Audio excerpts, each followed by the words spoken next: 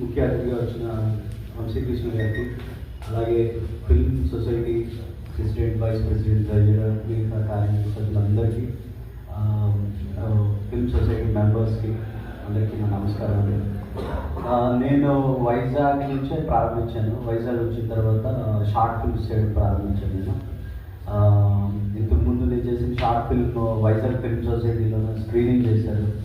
అప్పుడు ఆ short film అందరూ చూస్తారు అనేటప్పుడు ఆ ఎక్సైట్మెంట్ వేరు. మనం తీసిన చిన్న సినిమాని కొంతమంది చూస్తారు అన్నప్పుడు ఆ ఎక్సైట్మెంట్ వేరు. సో ఇక్కడి నుంచే ప్రారంభమైంది.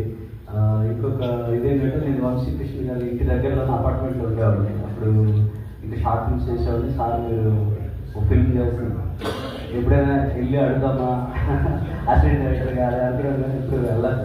దగ్గరలోనే ఉండేవాడు, పక్కింట్లోనే ఉండేవాడిని.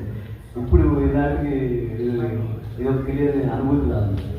నేను ఫస్ట్ ఫిల్మ్ పుష్ప విమానం చేసినప్పుడు కూడా దాని ప్రీ రిలీజ్ ఈవెంట్ మేము వైజాగ్ నోటల్ ఎదురుగా ఉన్న పార్క్లో పెట్టాం.